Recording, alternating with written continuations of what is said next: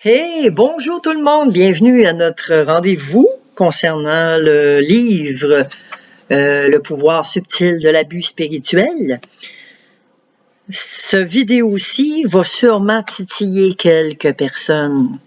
Sûrement qu'il y a des personnes qui ne seront pas en accord avec ce vidéo-là. On parle d'identifier le système abusif et on parle qu'il y a 9 caractéristiques. C'est bien cela, il y a 9 caractéristiques. 7. Oui, il y en a 9, mais on va en voir 7 dans ce vidéo-là. On va voir 7 caractéristiques qui montrent vraiment le système abusif. Et il y en a qui vont se reconnaître, malheureusement, puis il y en a d'autres qui vont reconnaître d'autres, il y en a d'autres, ça parle à tout le monde, OK? Donc, on sait que les victimes d'abus spirituels ont beaucoup de choses en commun. Puis c'est la même chose pour ceux qui travaillent dans le milieu qui propagent les abus. Et lorsque le pouvoir est placé sur un piédestal, et que les exigences religieuses sont la règle, soyez prudents. Maintenant, qu'est-ce que c'est qu'un piédestal? C'est quoi ça, un piédestal? Un piédestal, c'est placer une personne qui est en autorité. La personne est en autorité là, mais là, on la place plus haut. On la place, on la positionne plus haut, parce que là, cette personne-là, touchez-y pas, là. Elle est ointe, là. Touchez-y pas.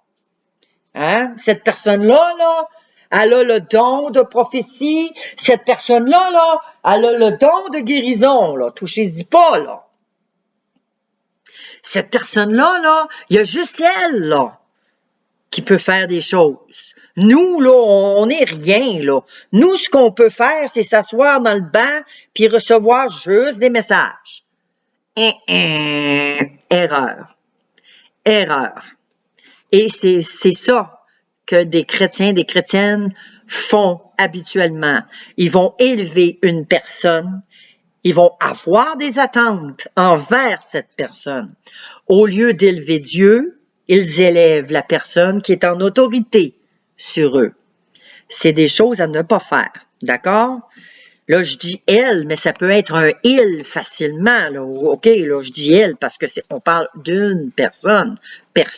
Une personne, c'est féminin. Donc, alors, le premier caractéristique que je pourrais vous nommer, c'est la revendication du pouvoir. Oh là là! Première caractéristique du système religieux abusif, c'est l'accent qui est placé sur le pouvoir. Cela veut simplement dire que les dirigeants sont très centrés sur leur propre autorité et qu'ils passent beaucoup de temps à se rappeler à eux-mêmes et aux autres l'importance de leur position. Il leur est nécessaire d'agir ainsi, car leur autorité spirituelle n'est pas authentique. Elle n'est ni fondée sur un vrai caractère chrétien, ce n'est qu'un titre. Regardez-moi, là, moi je suis quelqu'un, moi je suis diacre, moi je suis pasteur, moi je suis un enseignant, moi je suis un docteur de la loi, moi je suis un apôtre ou moi je suis un prophète, là. OK, là? Regardez-moi, là. Très dangereux. Extrêmement dangereux.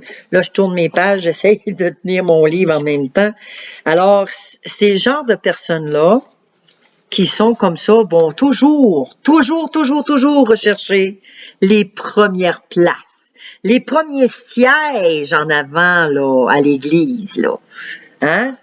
Fait que là, moi, je vous le dis, là, moi, je déteste ça. J'ai toujours détesté être assis en avant.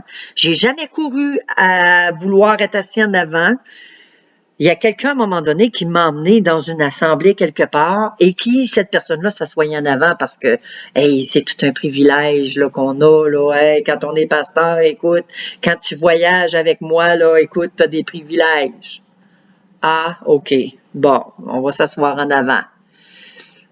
Quand vous allez m'inviter là, dans votre église, laissez-moi le soin de suivre ce que le Saint-Esprit va me dire, puis où est-ce qu'il va me dire d'aller m'asseoir. D'accord? On s'entend là-dessus? J'irai pas m'asseoir en avant. Ça, c'est pas vrai.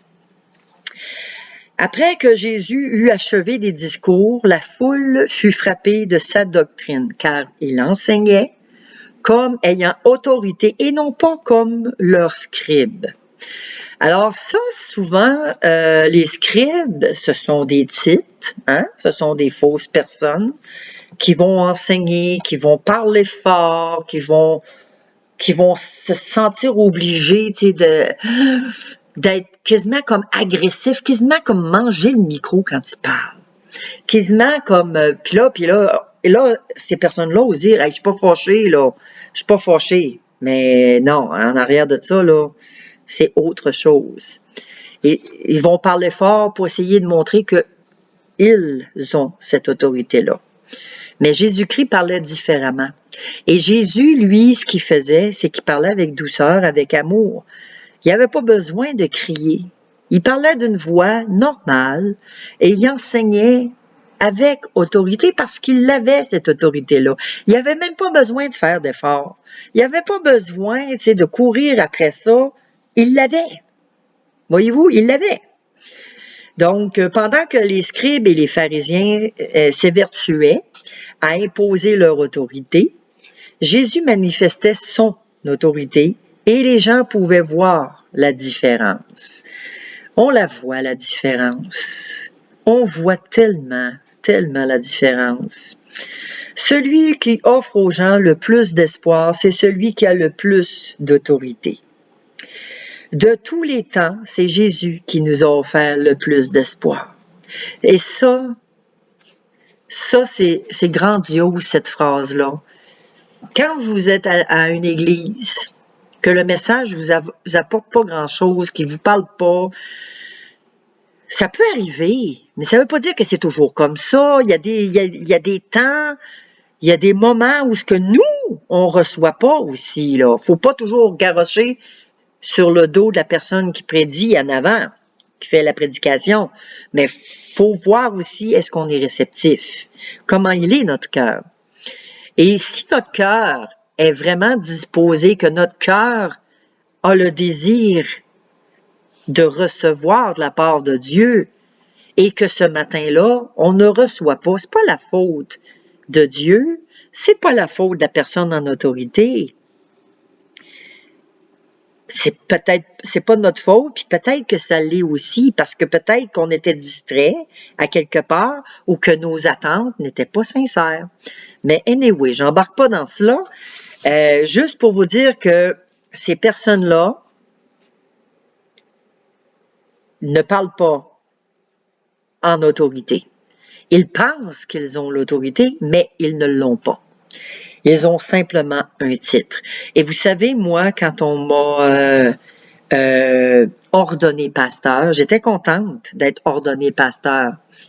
Mais par la suite, j'ai remis mon titre de pastorat. J'ai dit, écoutez, moi j'en veux pas. J'ai été nommé pasteur, puis je cours pas après les titres. Je cours pas après ça. Je cours pas après les premières places. Je ne cours pas après, regarde, c'est tellement pas moi, là. Moi, je rentre dans une pièce, là, et je m'efface. Je ne suis pas une personne qui est extravertie. Je suis pas une personne qui prend toute la place. Je demeure à ma place. Et ce titre-là, je l'ai même remis. J'ai dit non, je ne veux pas ce titre-là. Et un frère dans la foi m'a dit, écoute, Chantal, tu as été ordonnée.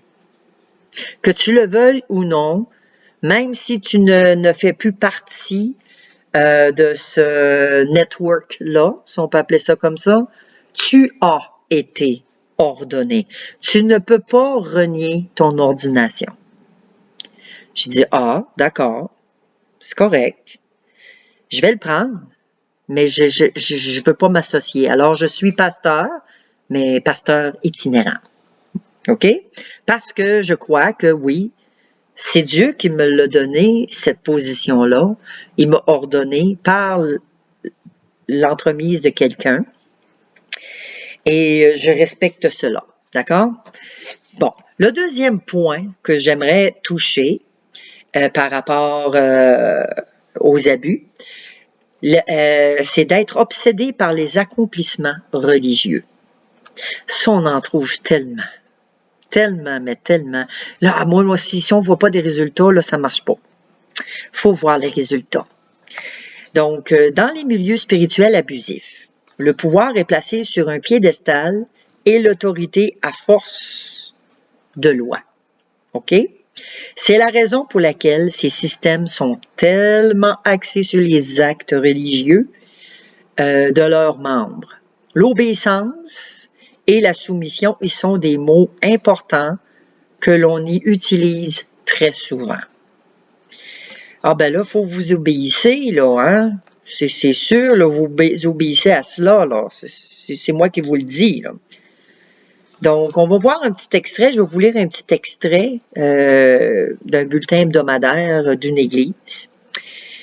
Cet article, c'est celui d'un pasteur.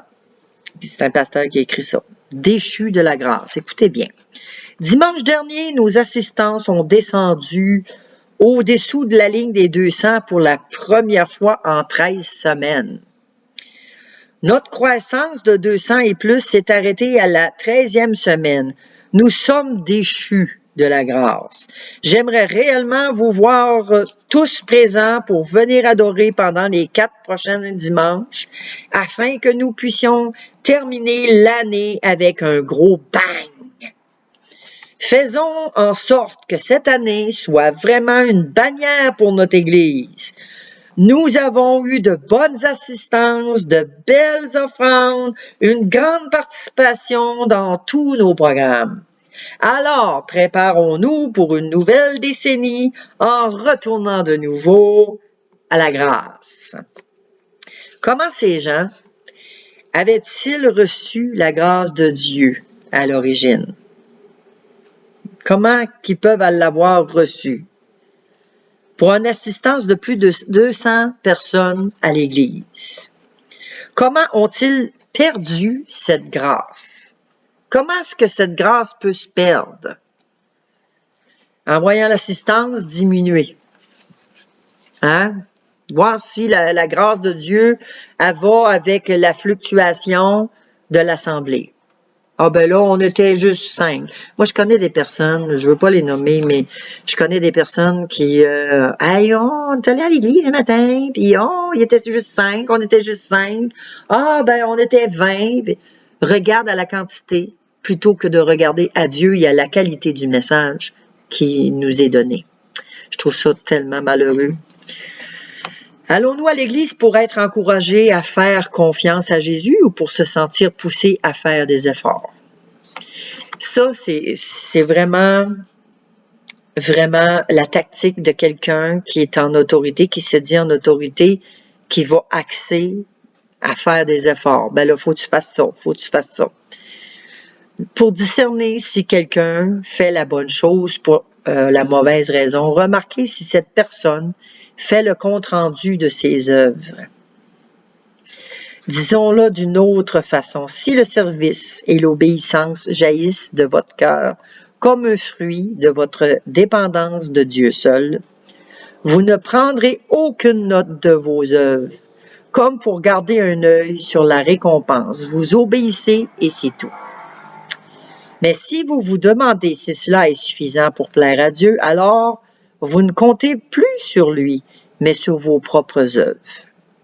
Et vous êtes soucieux du fait que d'autres pourraient aussi vous regarder et vous évaluer. Ça, c'est très dommage. Je connais un pasteur, je vais dire un pasteur, OK? J'emploie le mot masculin. Ça ne veut pas dire que c'est un, puis ça ne veut pas dire que c'est une. J'emploie le mot masculin. Je connais un pasteur qui, malheureusement, se comparait beaucoup aux autres et qui, dans ses comparaisons, voyait un tel agir, puis moi j'ai rien, puis l'Église grandit pas. À ce moment-là, elle ne dépendait pas de Dieu. Elle dépendait sur ses propres œuvres. Elle dépendait sur ses propres actions. Et moi, j'appelle ça marcher dans la chair à ce moment-là. Donc, cette personne-là, ce pasteur-là marchait dans la chair et avait le regard tourné vers les autres. Qu'est-ce que les autres vont penser? Qu'est-ce que les autres vont dire de moi? Au lieu de regarder vers Dieu, vers Jésus. Parce que l'obéissance et la soumission doivent être à Dieu, premièrement, et non pas être à la vue de tout le monde. Donc, ça, c'était le deuxième point, le deuxième caractéristique. Troisième caractéristique, les règles sous-entendues. Ouf! Il y en a beaucoup de règles, de sous-entendus qu'il faut décoder. Il faut apprendre à décoder ces sous-entendus-là. Dans les milieux spirituels abusifs, la vie des gens est contrôlée de l'extérieur par le moyen de règles verbales ou sous-entendues. Des règles. Les églises ou les familles dysfonctionnelles sont gouvernées par ces règles sous-entendues. C'est-à-dire qu'on ne les exprime pas ouvertement. On ne le dira pas ouvertement. C'est pourquoi on ne peut soupçonner leur existence jusqu'à ce qu'on les enfreigne. Fait qu'on savait pas, ah, mais oui, mais t'as fait ça, ouais, mais je le savais pas. Ça n'avait pas été dit. Ouais, mais oui, c'est vrai que ça n'avait pas été dit, mais il faut pas faire ça comme ça. Ah, OK. Par exemple, personne dans une réunion d'église n'oserait affirmer ouvertement, personne, non. Vous savez, vous ne devez jamais être en désaccord avec le pasteur ou avec ses sermons, et si cela se produisait, vous ne pourriez être digne de confiance, ni exercer de ministère dans cette église. Dans ce cas, la règle sous-entendue est « ne soyez pas en désaccord avec les autorités de l'Église » et spécialement avec le pasteur, sinon votre loyauté sera remise en question parce que le pasteur a toujours raison. Ça arrive, ça. Je suis certaine que ça vous a déjà arrivé. Et puis, comme je disais dans des vidéos précédentes, ben là, si on a cette attitude-là, le pasteur, parce qu'il est en autorité, parce qu'il a comme l'onction absolue, ben il peut se permettre de salir votre réputation. Ben oui, hey, Chantal, là, elle est comme ci, Chantal est comme ça, Chantal est tatati, tatata. Voyez-vous comment est-ce que c'est? Parce qu'on est en autorité, on va se permettre de salir la réputation d'un frère ou d'une sœur. Et ça, c'est pas correct. Je sais, hein? Vous allez avoir à rendre compte devant Dieu sur tout ce que vous dites. Même moi, là, je me parle, là. Je me parle aussi, là. Alors, c'est ça, des règles, des sous-entendus. Les règles sous-entendues ont une puissance incroyable. Votre vie est peut-être actuellement sous l'effet de certaines d'entre elles. On va faire un petit test. Est-ce que vous provenez d'un arrière-plan religieux où l'on vous enseignait que la Bible devait toujours avoir le dernier mot? La Bible est l'autorité finale. C'est la règle verbale communiquée dans cette Église, cette famille. Y avait-il aussi une règle qui disait qu'il était préférable de bien pareil que d'être honnête? La règle écrite, la Bible, nous dit dans Éphésiens 4, 25, « C'est pourquoi renoncez au mensonge et que chacun de vous parle selon la vérité à son prochain, car nous sommes membres les uns des autres. Nous avons maintenant un problème. » Parce que la règle écrite nous dit une chose et la règle sous-entendue nous en dit une autre. Fait qu'il faut faire attention. Il y a la règle du silence aussi. Ça, c'est à faire attention. La plus puissante de toutes les règles, règles sous-entendues, c'est celle du silence. Moi, je dis, qui ne parle pas consent. Elle contient à la base cette pensée. On ne peut pas exposer le vrai problème, car il faudrait ensuite le régler et pour ça apporter certains changements. Alors, il vaut mieux le protéger derrière le mur du silence, la négligence, ou encore aux moyens d'assaut, les attaques légalistes. Ça, c'est beaucoup, malheureusement, le problème de certaines personnes en autorité, qui vont être légalistes, qui vont attaquer. Telle personne est comme ci, telle personne est comme ça. Ah ben, telle personne, elle dirige pas bien son ministère. Telle autre personne, c'est pas des manifestations du Saint-Esprit, c'est démoniaque. Oh oh, voyez-vous, là. La mentalité de certains pasteurs, c'est ça. C'est de faire peur à ses brebis, pour pas que ces brebis partent ailleurs, puis qu'ils aillent voir aussi. Parce que ils veulent pas que ces brebis s'aperçoivent qu'ils sont dans l'erreur. C'est malheureux, mais c'est ça.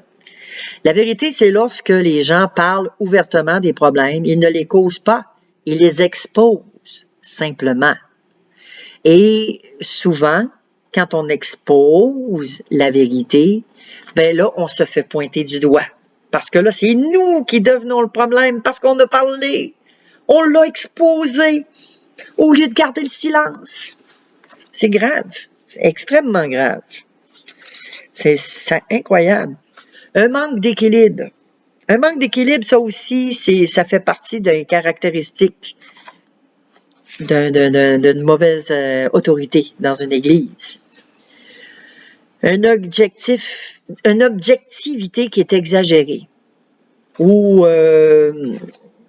on va fixer des choses, puis mettons, bon, exemple, le premier cas, on élève une vérité objective en excluant les expériences subjectives valides. Nous pouvons constater ce phénomène dans les systèmes religieux où l'accent du Saint-Esprit est reconnu sur une base théologique, mais ignoré ou rejeté au niveau pratique. Je viens de le dire. Ah ben là, ça, c'est pas des manifestations du Saint-Esprit, c'est pas correct, c'est démoniaque.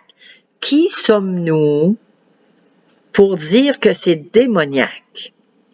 S'il y a des résultats, qu'on voit qu'il y a des gens qui se convertissent, qu'il y a des gens qui s'humilient, des gens qui se repentent, qu'il y a vraiment une onction, que les personnes sont touchées et qu'il y a vraiment un changement, qui ose dire que ces manifestations-là ne sont pas de Dieu? Qui ose dire que c'est démoniaque puis que c'est pas du Saint-Esprit? Faut faire attention à ce qu'on dit. Je vous le dis. Si on voit qu'il y a des manifestations, parce que des démons, il y a des gens qui, de plus en plus aujourd'hui, qui sont possédés du démon, là. Puis oui, on va en voir des manifestations, on est dans les derniers temps. Fait qu'il faut pas être surpris de voir des choses bizarres qui vont arriver dans les derniers temps. Il y a des manifestations, oui, des démons qui vont se manifester. Et quand ces démons-là vont se manifester, ben l'autorité de Jésus-Christ va les libérer. Mais ne jugeons pas la façon dont une personne va procéder pour délivrer. Chacun a une onction spéciale, un mandat spécial que Dieu lui a donné. On n'a pas un moule. Hein? C'est pas de cette façon-là ou de cette façon-là que ça se fait. Le Saint-Esprit, il n'est pas dans une boîte. Il est libre. Donc, fait qu'un manque d'équilibre va faire que le Saint-Esprit, l'action du Saint-Esprit est reconnue sur une base théologique, mais ignorée ou rejetée au niveau pratique. Fait qu'on est trop dans le théorie, là, avec la Bible, mais dans la pratique, on fait rien. Fait qu'il n'y a pas d'équilibre. Fait qu'il faut être équilibré. Une église qui est en santé doit être équilibrée. Lorsqu'ils, les dirigeants religieux, virent l'assurance de Pierre et de Jean, ça c'est dans Actes 4:13, ils furent étonnés, sachant que c'étaient des hommes du peuple sans instruction. Moi, là, écoutez, des hommes sans instruction. Ça, là-dessus, là, regarde, faut que je parle. Ouais, mais toi, t'as pas d'instruction, toi, t'as pas étudié, t'as pas été au collège biblique, tu peux pas être pasteur, t'as pas eu d'instruction. Ah ben là, toi, tu peux pas être prophète, t'as pas été à l'école des prophètes. Ben toi, tu peux pas être politicien parce que t'as pas été formé politicien. Hey! Youhou! David, il élevait des moutons dans le champ. Y a-tu une formation? Dieu l'a choisi. Dieu, il l'a appelé. Et puis c'est David qui a tué Goliath. Hein? Il y avait des soldats qui étaient formés, des soldats là, armés jusque de la tête aux pieds avec des armes qui étaient même pas capables d'en venir à bout de Goliath. Le petit David, avec son corps seulement, puis une fronce, puis des pierres, a tué Goliath. Hey, you! Ah, moi, ça, là, ça me dépasse. T'es pas qualifié. T'es pas qualifié pour ça, ce poste-là. Laissons Dieu nous qualifier. Si Dieu nous appelle, c'est que Dieu va nous équiper. Il va nous donner tout ce qu'on a de besoin, tout ce qui est nécessaire pour marcher dans notre appel. C'est ça, on peut pas passer à côté. Oh non, c'est incroyable. Alors, l'assurance de Pierre et de Jean et leur autorité provenait du fait qu'ils avaient été avec Jésus et qu'ils étaient remplis du Saint-Esprit. Quand on a l'autorité, on est rempli du Saint-Esprit. Acte 4:8. Donc, le système spirituel objectif limite l'action de Dieu. Fait que c'est ça souvent. Souvent, on va limiter Dieu. On va le limiter parce que ça se peut pas, là. Ça nous dépasse, là. C'est du monde, là, qui, voyons, ils font le bacon ou... Je peux pas dire qu'il y a des manifestations démoniaques, mais attention.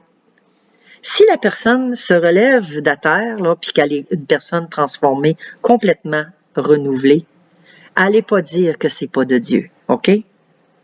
Cette personne-là qui se relève, là, qui est tombée dans les pommes, mettons, là, puis quand elle se relève, si elle est une nouvelle créature, que son visage a changé, puis qu'elle sent plus aucune colère ou quoi que ce soit, qu'elle se sent libérée, là, ben, allez pas dire que c'est l'œuvre de Satan. Allez pas condamner. Non, non, vraiment, parce que vous vous attirez des flèches, s'il vous plaît. Donc, c'est ça, malheureusement. Et la seule façon de vous assurer qu'une parole est vraiment pour vous, c'est de la puiser dans la parole du Seigneur. Il y en a beaucoup qui vont courir les prophètes. Beaucoup, beaucoup, beaucoup. Et malheureusement, il y en a beaucoup de prophètes qui sont des faux prophètes. On voit dans l'Ancien Testament. La Bible est pleine de faux prophètes. Il y en avait 400. Puis ils prophétisaient tous le mensonge, le même mensonge. C'est pareil ici au Canada, hein, quand ça s'est mis à parler du Canada, que hey, le Canada, Dieu c'est réservé le Canada, puis tout ça, puis non. Il y a des prophéties qui se disent et que malheureusement, ce n'est pas des prophéties qui viennent de Dieu. Il faut faire attention à ce qu'on prophétise. Oui, mais sont 400, sont 1000 prophètes au Canada. Ils disent toute la même affaire. Ça veut-tu dire qu'on est des faux prophètes? Ben, écoute, si tu marches avec le Saint-Esprit, l'Esprit de Dieu, que tu l'écoutes vraiment, ben, il y a des fortes chances que oui, tu sois un vrai prophète. Mais si tu prophétises pour prophétiser la même chose des 1000 du Canada, qui prophétisent parce qu'ils ont prophétisé ça, il y a des fortes chances que tu sois faux prophète. C'est malheureux. C'est vraiment malheureux. Le fait qu'une personne utilise la parole de Dieu ne signifie pas nécessairement qu'elle a une parole venant du Seigneur pour vous. Une parole du Seigneur qui contient des directives, des corrections ou des indices pour vous guider doit vous être confirmée par le Saint-Esprit qui habite où? Qui habite aux États-Unis? Qui habite en Chine? Non, non, le Saint-Esprit qui habite en vous. Jusqu'à ce que cette confirmation vous soit donnée, vous ne devriez pas considérer cette parole comme venant du Seigneur. Même si elle vous a été communiquée par le pasteur ou par un ancien de l'Église ou par un très, très grand prophète qui est tombé dedans ou qui est mort quand il était jeune, puis qui est revenu à la vie, puis là, il prophétise. Faut faire attention. Faut faire attention. Il y a des abus, frères et sœurs, il y a des abus. Il faut demeurer attentif. Et beaucoup, malheureusement, c'est plate à dire, mais il y a beaucoup de frères, de sœurs qui ont été trompés par des fausses prophéties. Malheureusement. Alors, faut faire attention. Faut faire attention à ça. Vraiment, faut aller en prière, faut chercher vraiment la direction du Seigneur. Écoutez, le Saint-Esprit habite en nous. Le Saint-Esprit est capable de nous confirmer et de nous parler. On vient de le voir. Le Saint-Esprit, oui, il y a une personne qui peut arriver et dire une chose, mais il faut que ça soit confirmé par le Saint-Esprit. À un moment donné, comment ça se fait? Mais comment qu'on fait pour confirmer ça? En lisant la parole. À un moment donné, tu lis ta parole, tel verset t'arrive, tu le lis, ça fait des années que tu lis ce verset-là, puis à un moment donné, il sort du texte. Et ce verset-là, là, il vient popper ici, là, puis il vient confirmer ce qu'un frère ou une sœur t'a dit. Mais arrêtez, petit conseil avant que je termine, parce que je vais terminer, un petit conseil avant de terminer. Analysez tout ce qui vous est dit à la lumière des Écritures. Analysez tout ce qui vous est dit et ne prenez pas pour du cash tout ce qui vous est dit. Il faut avoir le discernement parce qu'il y a des prophéties qui ont été dites. Mon mari en a eu des prophéties.